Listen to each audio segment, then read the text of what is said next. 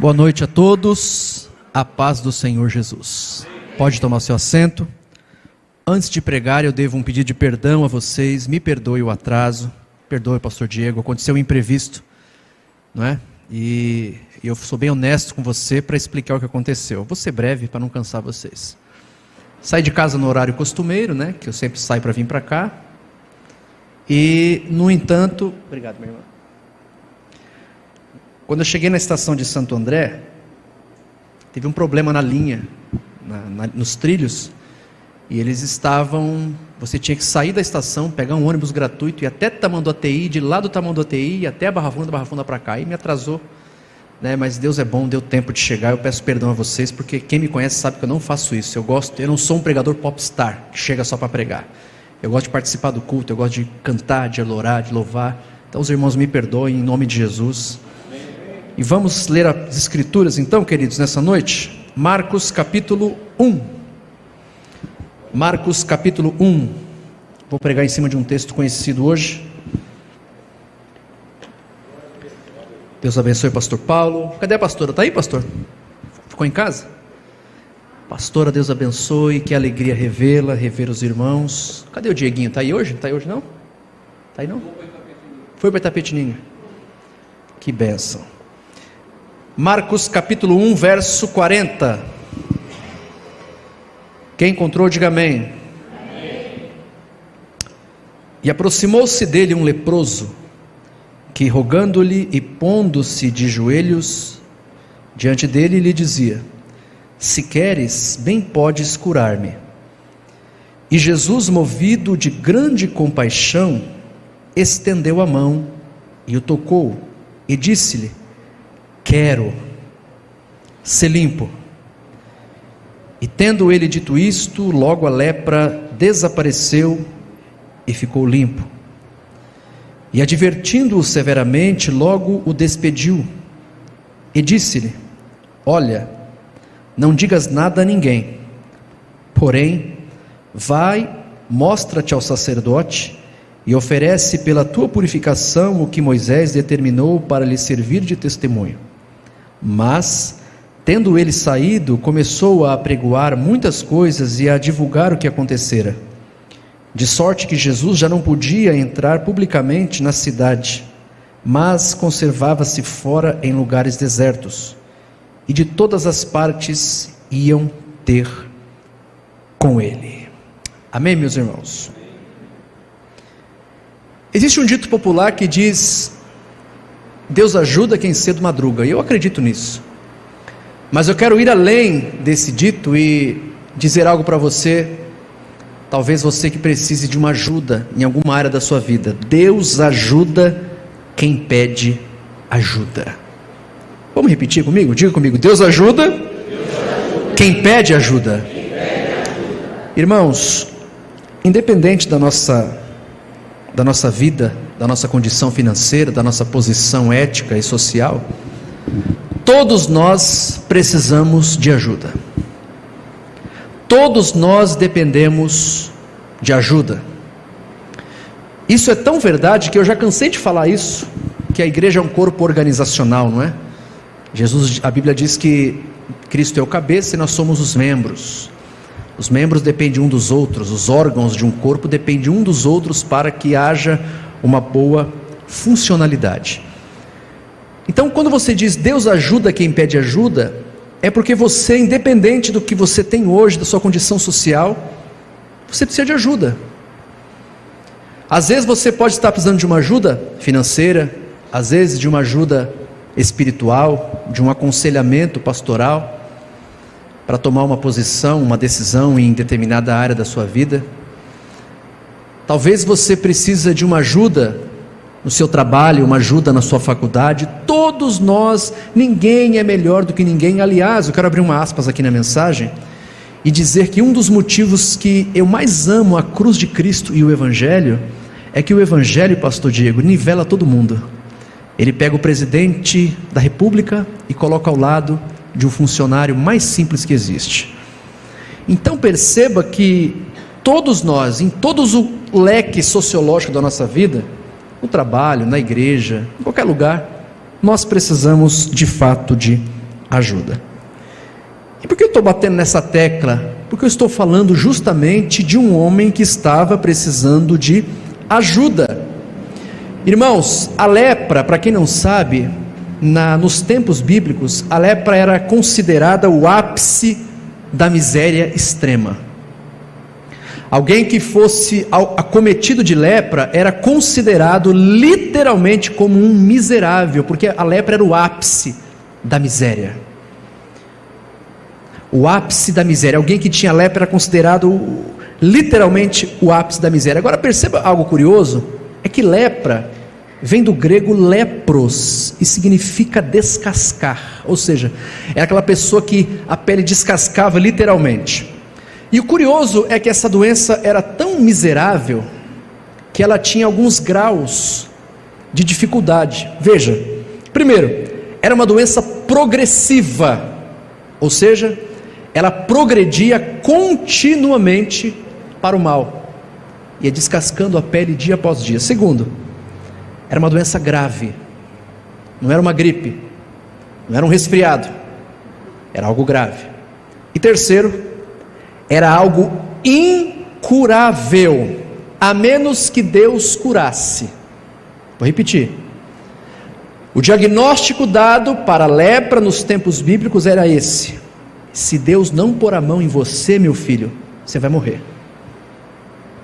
Literalmente algo incurável.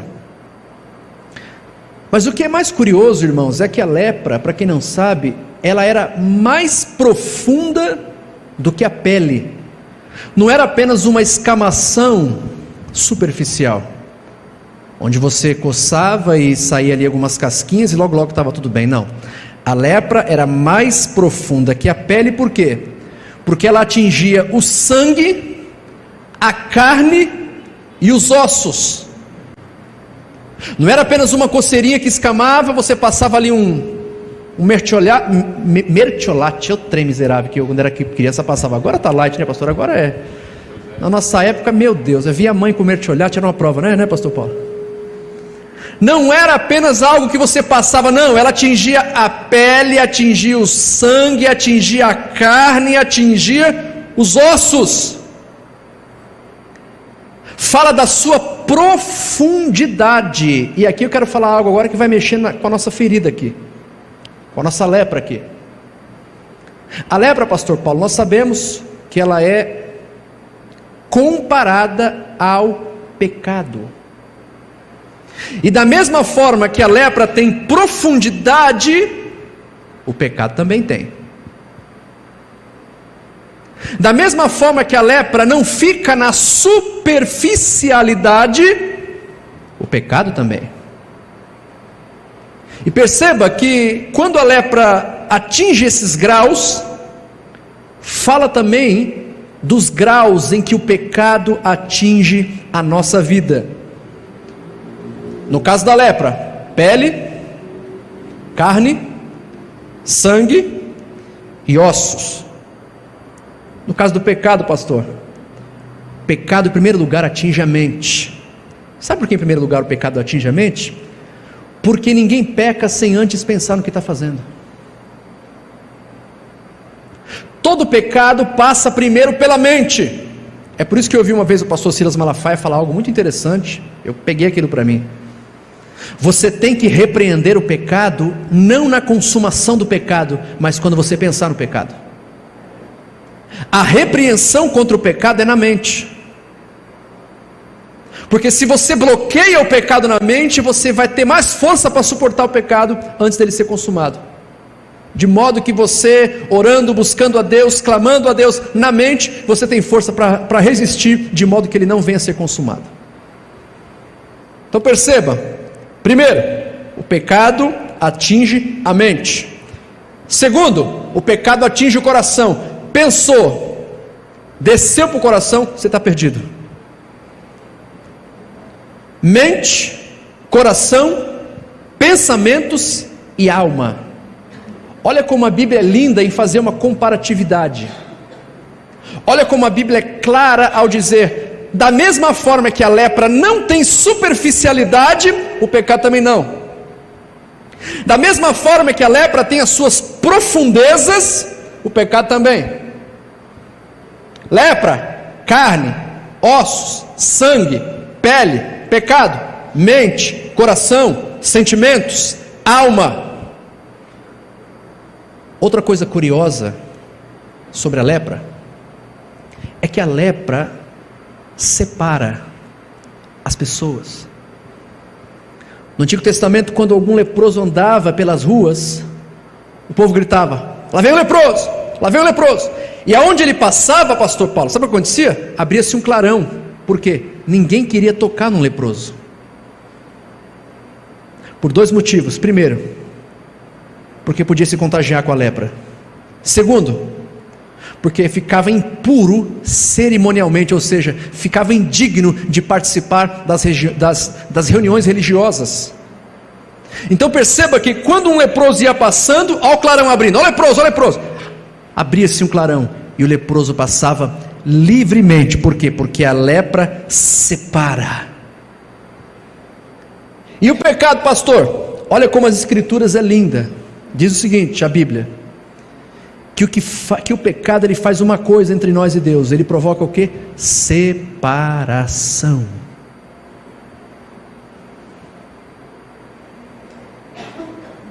Já aconteceu de você pecar e você não ter coragem de orar? Embora sabendo que Deus é misericordioso, embora sabendo que você pede perdão com o coração contrito, coração sincero, e Deus perdoa, mas já aconteceu com você pecar e aquilo mexer tanto com a sua alma que você fala: eu não tenho coragem de orar hoje. Já aconteceu um dia de você pecar e vir para o culto arrastado, dizendo: hoje eu não tenho coragem de ir. Por quê? Porque justamente da mesma forma que a lepra separa, o pecado também faz separação entre Deus e os homens. É tão curioso, irmãos, que o pecado apenas não nos separa de Deus, mas nos separa do próximo. Como assim, pastor? Quando você nutre mágoa e ódio no coração por alguém, você está separado dessa pessoa. Eu nunca vi ninguém dizer: olha, eu odeio você e eu vou ficar perto de você. Eu nunca vi alguém dizer: olha, eu não vou com a tua cara, mas ó, vamos, eu não vou com a tua cara, mas você quer ir no churrasquinho lá em casa? Olha, eu detesto você, mas você quer ir na festa de aniversário do meu filho? Eu te odeio, tá? Mas você quer ir lá? O pecado te separa de Deus, te separa do próximo, e o pior de tudo, o que? Faz separação de você mesmo. Pastor, mas como assim?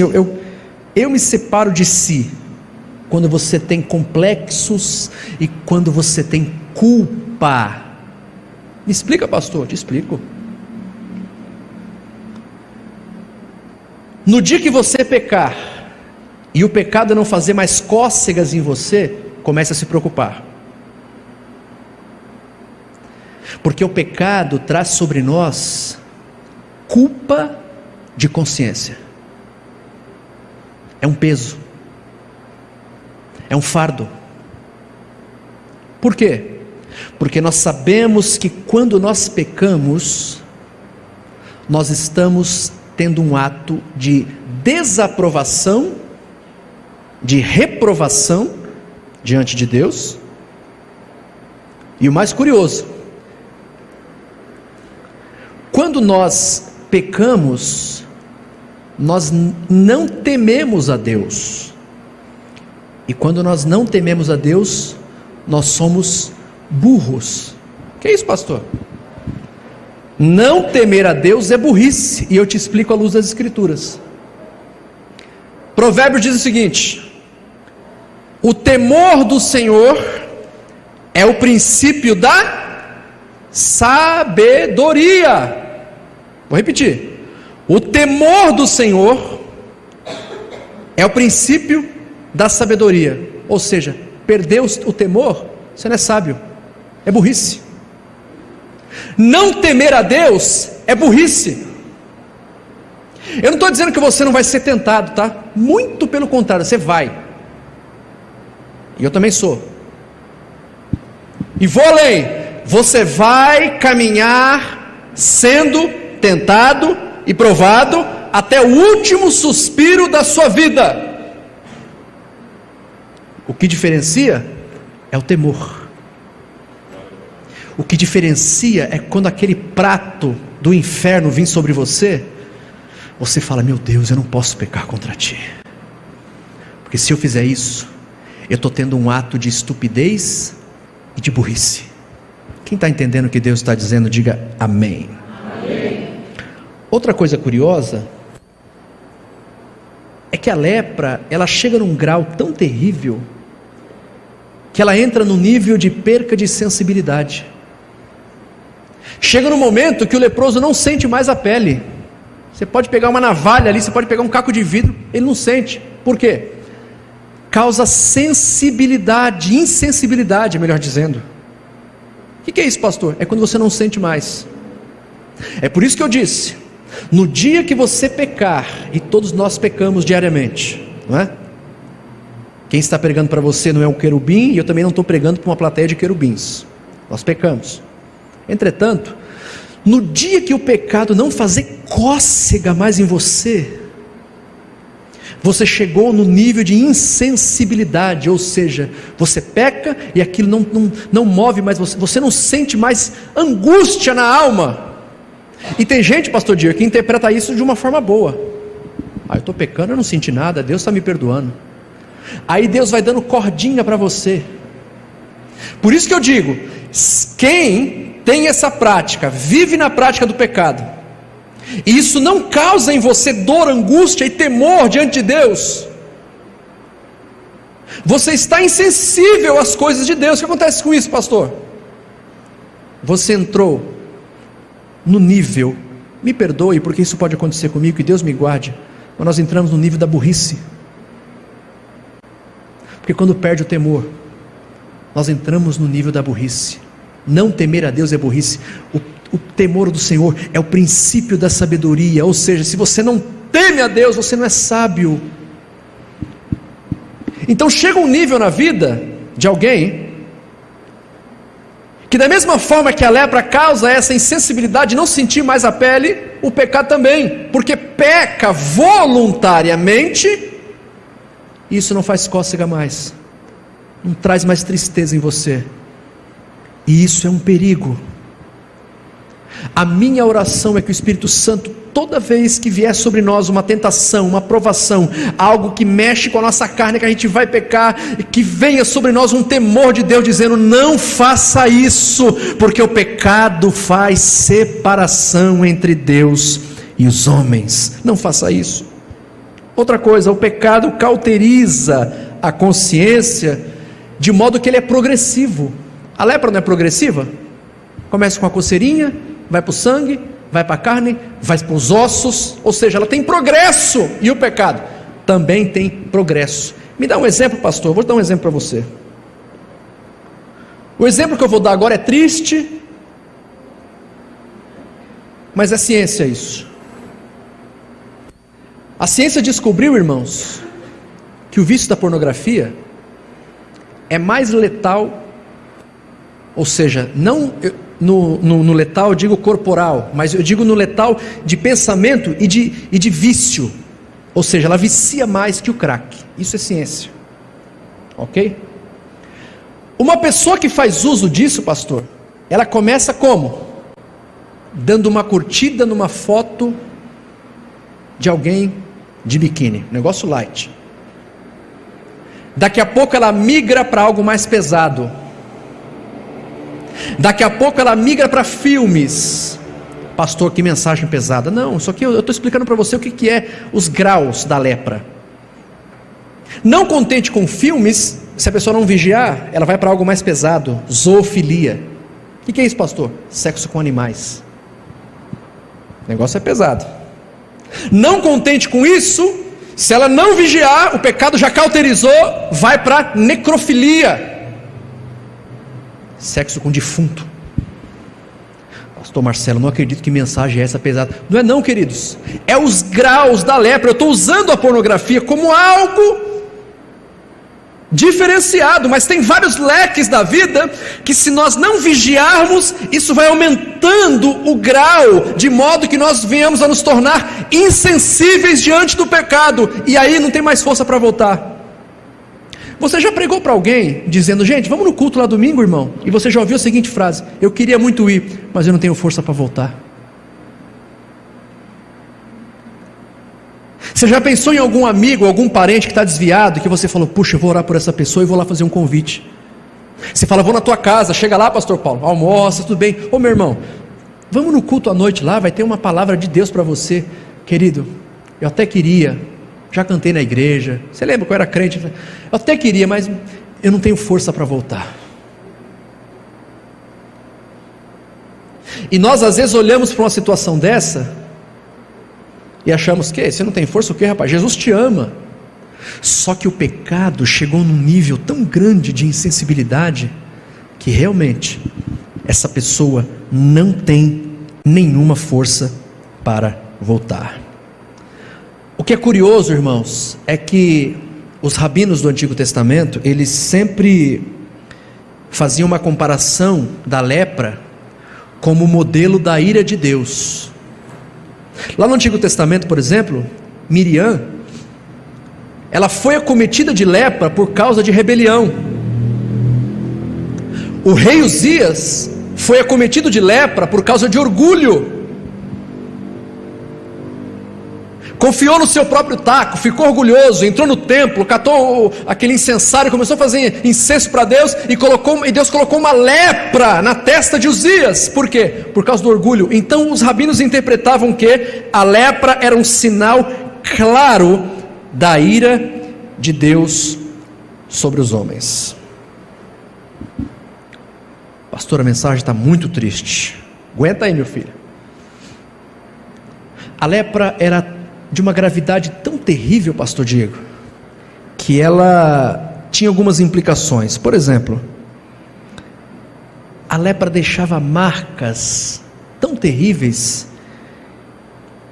que não é apenas uma coceira, vai para o sangue, vai para a pele. A lepra chegava num grau em que os dedos das pessoas caíam, ficavam toco de dedo. Pastor Marcelo, que mensagem é essa, pastor? Está parecendo Walking Dead. Não, é lepra mesmo. Os dedos caíam, o nariz caía, os lábios caíam, a pessoa ficava literalmente deformada. Ou seja, a lepra deixava marcas no corpo. E o pecado, pastor Marcelo, também deixa marcas no corpo, na alma, no coração, na família. Como que o pecado deixa marca no corpo? Uma pessoa, por exemplo, que se envolve em adultério, pode pegar uma doença venérea. Que é isso, pastor? Marca no corpo. Marca na alma, no coração, culpa, medo. Marcas na família, quando há violência doméstica, quando há um divórcio onde não tem respaldo na escritura para que aconteça. O que é isso, pastor? São marcas. Eu sei que uma mensagem como essa, onde fala de lepra, de pecado, de temor de Deus, talvez é uma mensagem que não traga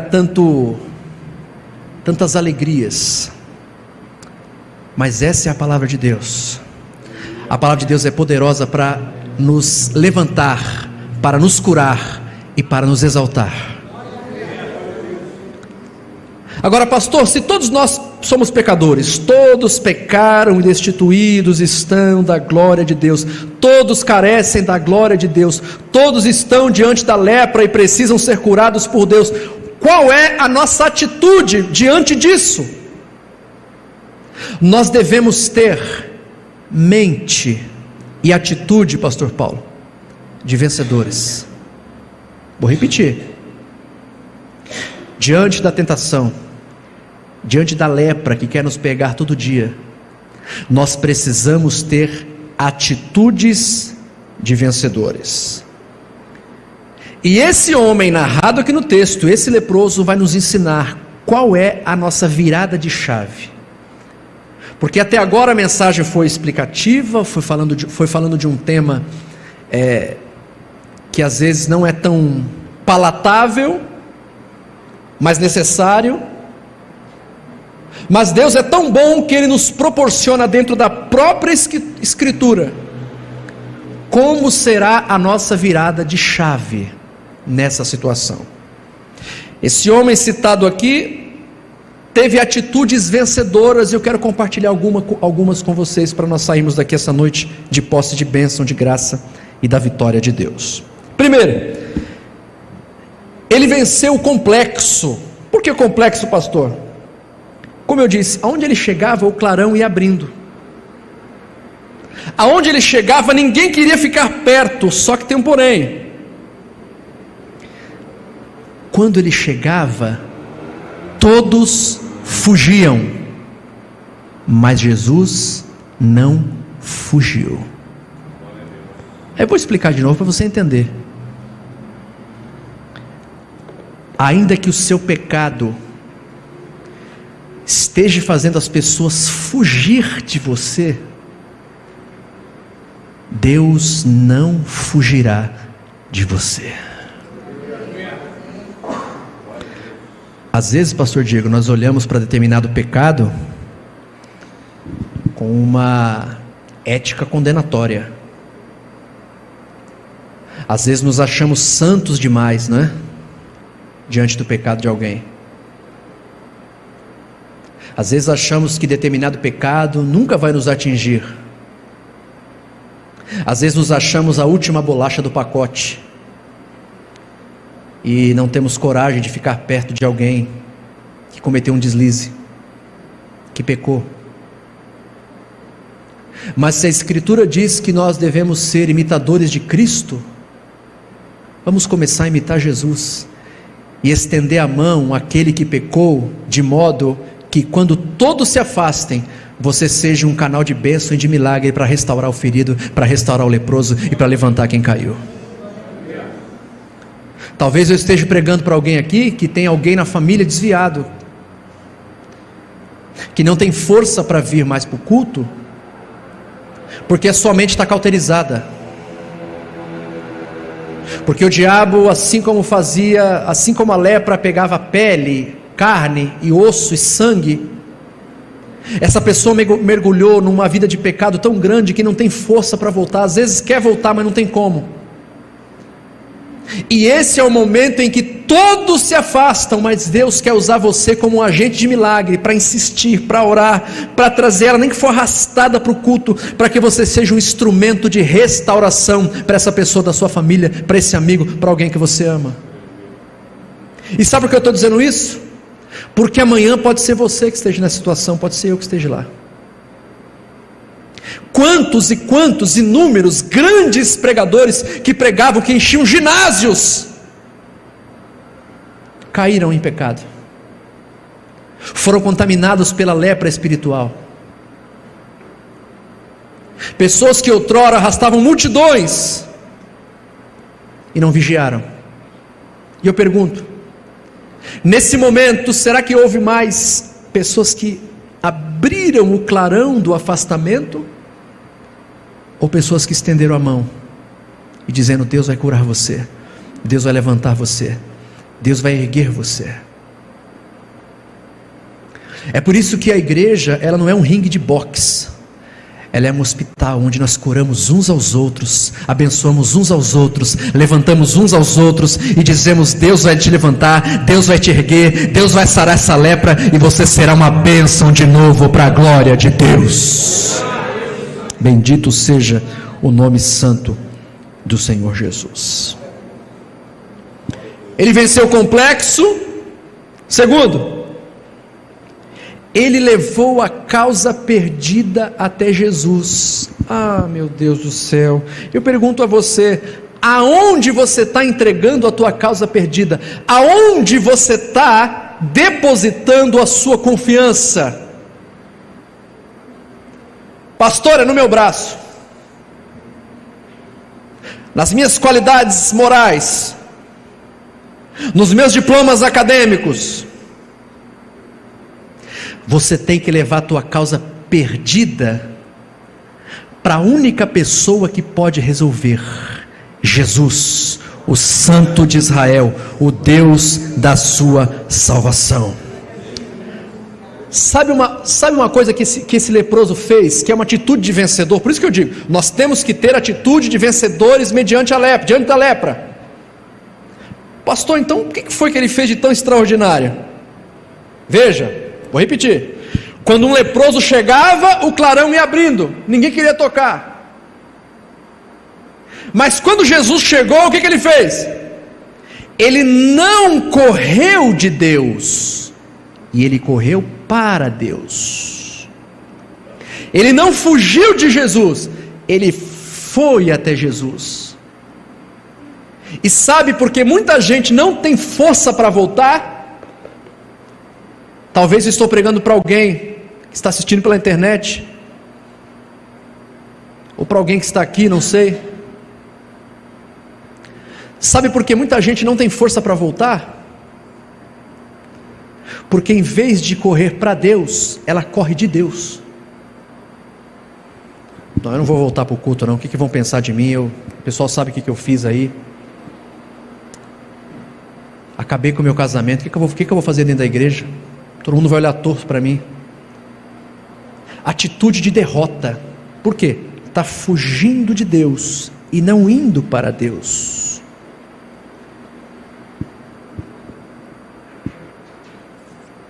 A igreja é o local onde nós somos restaurados e curados por Deus. Não pense você que se você ficar em casa, desigrejado, sem ter comunhão, sem ter pastor, sem ter o convívio e aquele amor fraternal entre os irmãos, não pensa você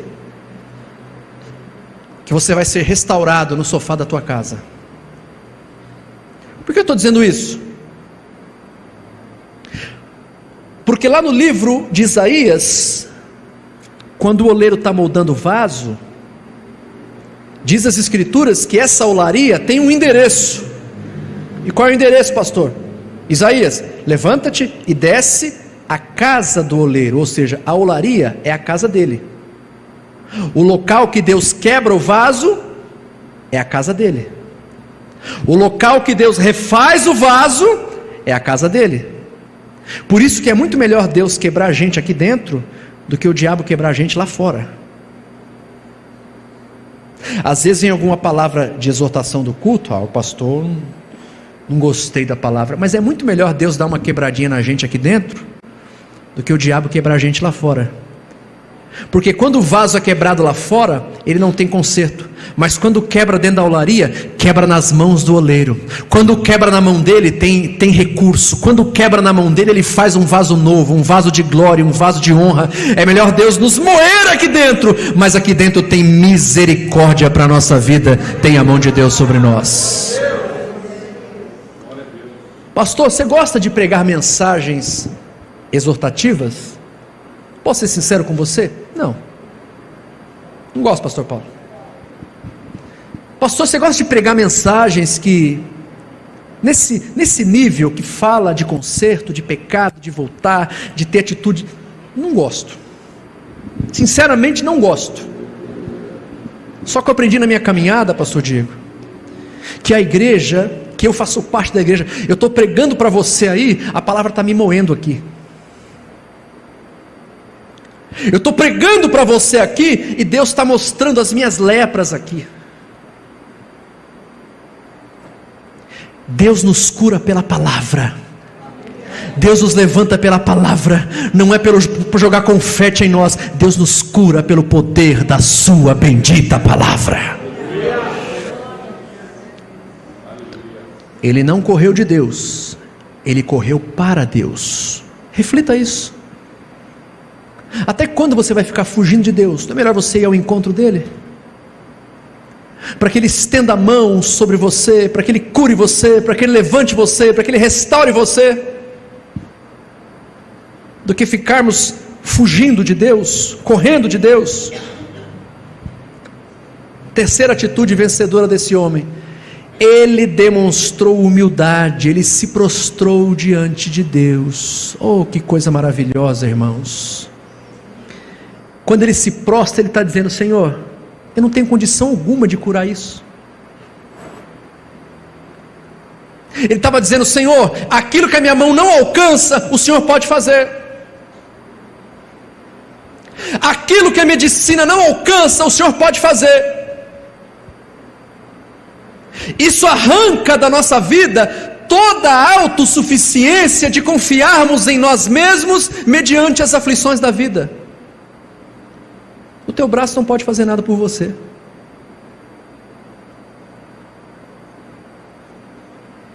O teu grau de intelectualidade não pode fazer nada por você.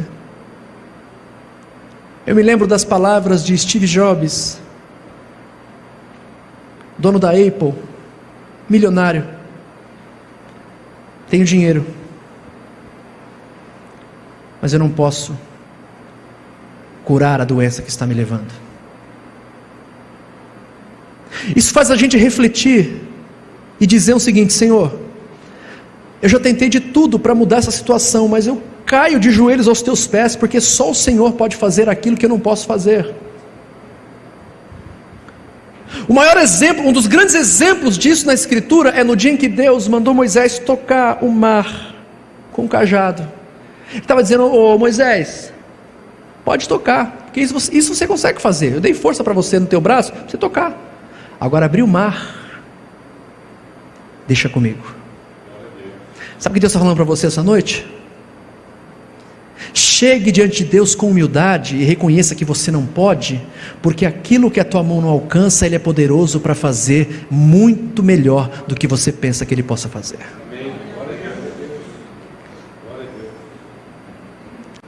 Quarto, ele clamou pela vontade de Deus: olha, se queres, pode me curar. Pastor, o que é isso? Toda vez que você for orar, a partir de hoje, grave essa data, peça algo para Deus, o que você quiser. Pode pedir um carro, pode pedir o que você quiser. Só que no final da oração: Senhor, faça a tua vontade. Se a tua vontade estiver em concernência com a minha, eu quero. Se não, eu não quero. Porque a vontade de Deus é boa, perfeita e agradável. Tudo aquilo que a gente pede para Deus e não está nos planos de Deus, não é bênção para nós. Não é bênção para nós. Às vezes você quer entrar numa empresa, mas eu quero entrar nessa empresa, e Deus fecha a porta, porque Deus enxerga lá na frente. Às vezes tem algo lá que vai derrubar você, e Deus fecha e corta o laço antes de você entrar pelo laço. Sabe o que é isso? São os nãos de Deus. E posso ser sincero para você?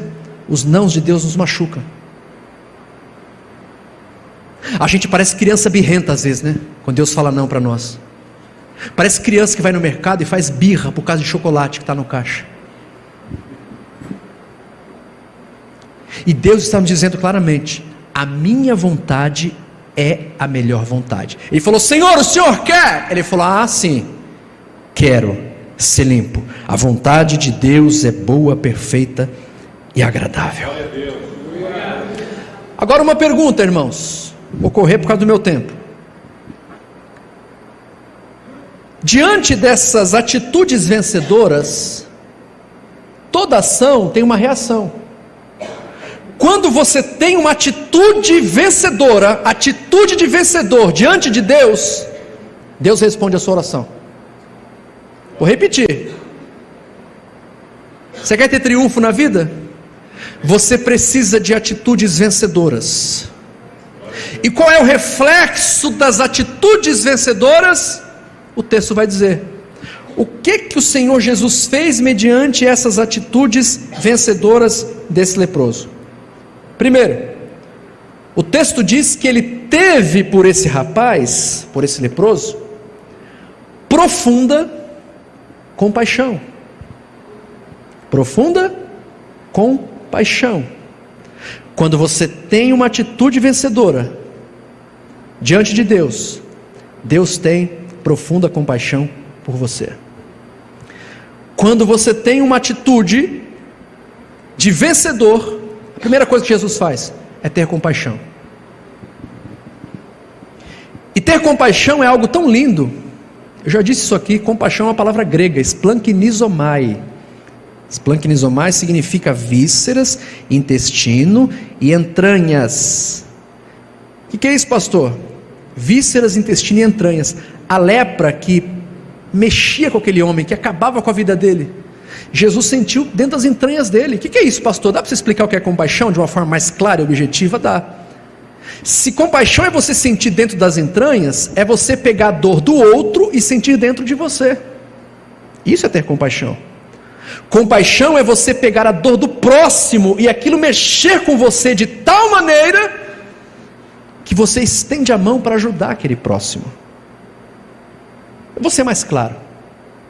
Você está bem, está com dinheiro, está voando, a empresa está um sucesso, as contas estão em dia, o carro está quitado, a casa está quitada, está voando, está uma bênção de Deus. Está comendo picanha todo dia, não é? Está comendo carne todo dia, a geladeira está farta, está indo para a churrascaria todo final de semana, tudo está show. Aí tem um amigo, um irmão, passando uma dificuldade terrível. Você abre a geladeira dele, só tem água.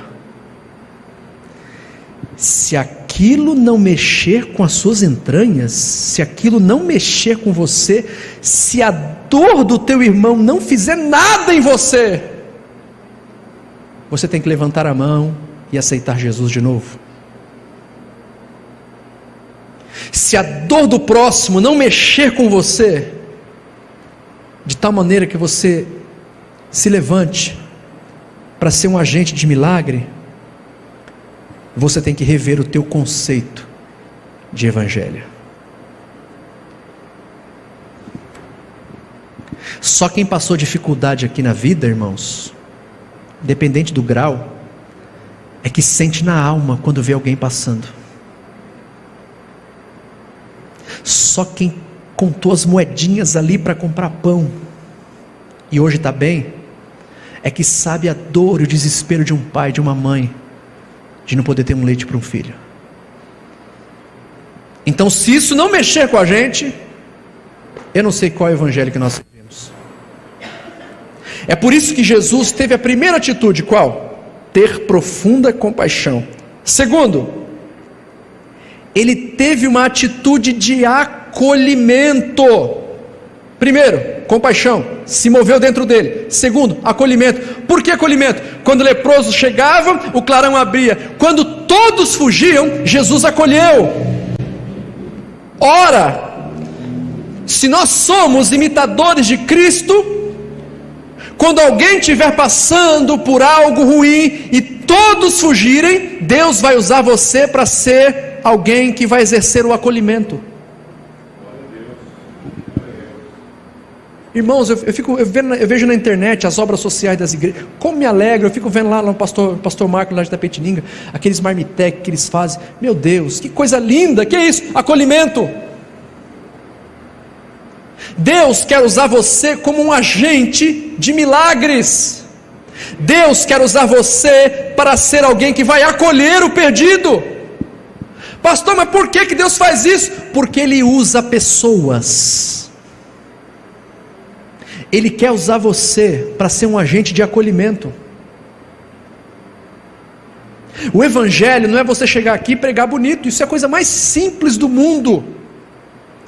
É só você fazer um curso teológico, preparar um esboço, decorar um texto, e você prega maravilhosamente bem, você faz voz de locutor, você põe uma gravata, você fica chique demais, mas isso não é o evangelho de Cristo. O evangelho de Cristo é nós estendermos a mão ao necessitado, ao caído e ao perdido, e assim nós crescemos em graça e em conhecimento. Deus quer usar você para exercer a justiça dele. É para isso que a igreja existe. A igreja não existe para outra coisa, a não ser para propagar as boas novas do evangelho e viver o evangelho na prática. Na prática. Quem está entendendo, diga amém. Amém. Terceiro, primeiro ele teve compaixão. Segundo, acolhimento. Terceiro, ele tocou. Olha só, O puro tocou o impuro, que ficou puro. Olha que curioso. A lei diz, não toca, que quem tocar no impuro, está impuro. Só que o puro tocou no impuro, e ao invés do impuro trazer impureza para o puro é que trouxe pureza para o impuro. O que Deus está dizendo, pastor? O que Deus está me dizendo que esse negócio de cura, toca aqui, toca lá? É que só Jesus tem poder de tirar as nossas impurezas. O pastor Marcelo não tira, o pastor Paulo não tira, o pastor Diego não tira, mas Jesus é poderoso para tocar na nossa impureza e dizer, eu quero limpar você, eu quero purificar você. Outra coisa, a cura só vem pelo poder da palavra. O que Jesus disse? Eu quero, é vontade minha. O que cura é isso aqui, ó, palavra, Bíblia. Pastor, se eu pegar uma aguinha ungida e levar para casa, vou ser curado? Não. Uma vez fui pregar numa igreja, pastor, colocaram um tapete de sal. Falei, meu Deus do céu. E eu não sabia. Entrei no Facebook e colocaram um banner meu. Essa noite, pastor Marcelo Ribeiro, no Vale do Sal. Falei, Jesus amado, como é que eu vou tirar esse negócio? Quem olhar para mim falar, quem me conhece, vai falar, como é que eu vou fazer esse negócio? Cheguei na igreja, aquele tapetão assim, ó. Eu falei, não vou pisar nesse negócio. Preguei, entreguei a mensagem, fui lá ao fundo da igreja. O que eu estou dizendo? O que eu estou dizendo é que Deus não precisa de nada disso. O que cura é a palavra, eu quero ser curado. O que levanta é a palavra, o que restaura é a palavra, o que traz vitória é a palavra de Deus. Nós não precisamos de mais nada além da palavra. Glória a Deus. Glória a Deus. Sabe por quê? Porque Deus não precisa de muletas espirituais para curar ninguém, para levantar ninguém, para restaurar ninguém. Ele faz tudo pelo poder da sua palavra. A palavra de Deus é viva e eficaz e poderosa para nos abençoar. Outra coisa, o milagre foi imediato, o milagre foi completo e público. Milagre público, milagre completo e milagre imediato. Por quê? Porque Deus não faz nada pela metade. Tem algum texto na Bíblia, pastor Diego? Será que tem algum texto que fala de meia bênção? Ó, pastor Paulo, hoje eu recebi uma meia bênção de Deus. Deus não faz nada pela metade. Se você está orando por algo, a bênção é completa. Deus não salva pela metade, Deus não perdoa pela metade, Deus não cura pela metade, porque Ele é um Deus de completude. Ele faz tudo completo, porque a obra de Deus na nossa vida é completa, é perfeita e é eterna. É por isso que não existe o meio salvo. Olha, eu estou salvo de manhã, mas eu pequei agora 3 horas da tarde, eu estou no inferno, tá? Só que 4 horas da tarde eu me reconciliei. Só que 6h30 eu pequei de novo, eu estou no inferno de novo, tá? Só que 7h30 eu dobrei o joelho e falei, Jesus me perdoa. Só que 8 horas eu fui lá e pequei de novo. Será? Será que Deus fica com um lápis e uma borracha na mão? Ah, você pecou? Vou apagar o seu nome do livro da vida. Ah, você reconciliou? Opa.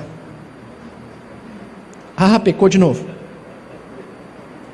Ah, pediu perdão. Não existe meio salvo, porque a salvação não foi comprada por você. Você não tem mérito na salvação. A salvação é toda de Deus, é uma obra completa de Deus. Você só tem que permanecer em Cristo até o fim. Só isso. Então eu vou trazer uma palavra de esperança para você. Pastor, eu estou orando por uma cura. Se Deus curar você, não vai ser pela metade, tá? Vai ser por completo.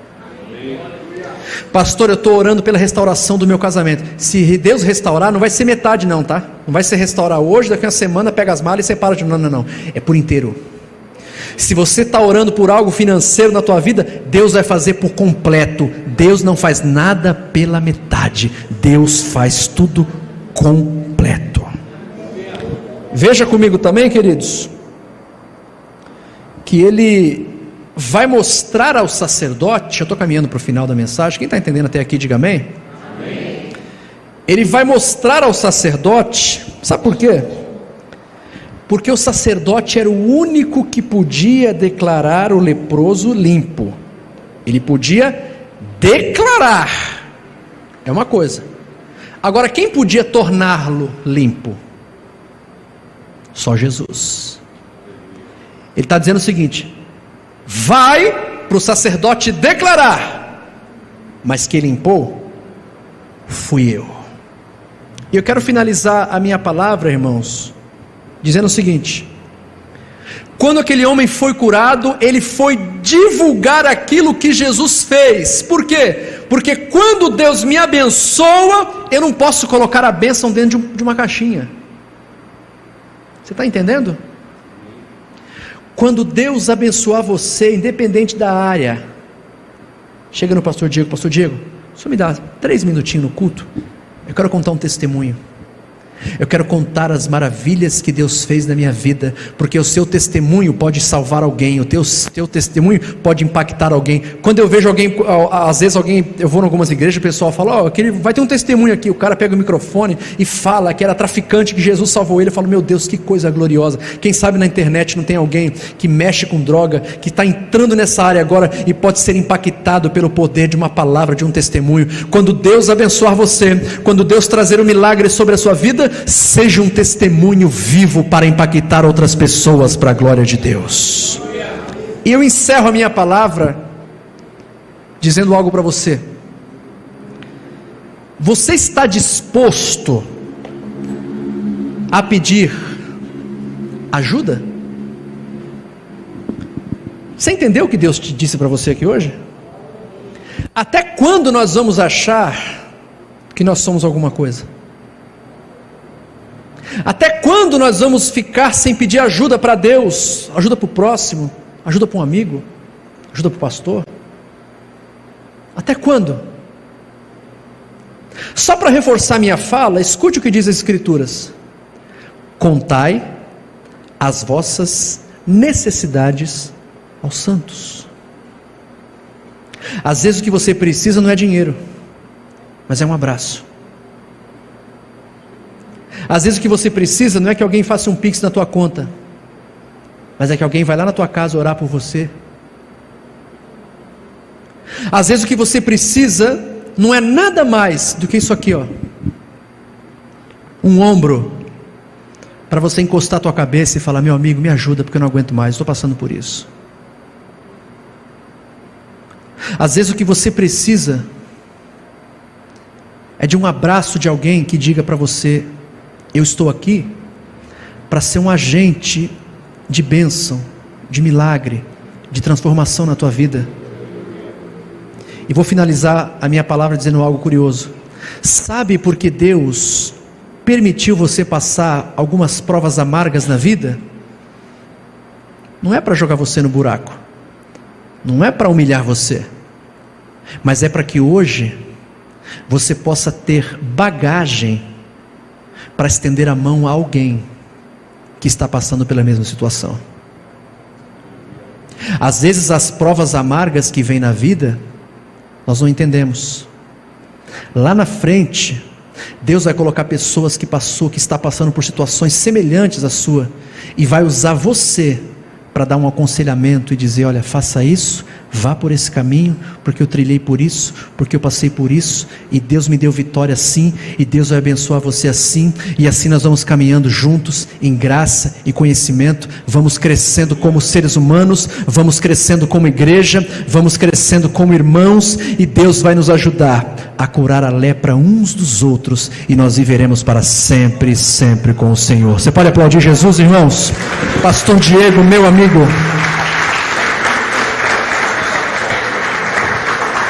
Glória a Deus. Tem alguém em nosso meio? Deixa eu fazer uma pergunta aqui que eu faço costumeiramente. Tem alguém aqui em nosso meio que está dizendo: pastor, eu queria voltar, mas eu perdi as forças. Hoje Deus está dizendo para você aqui: venha, meu filho.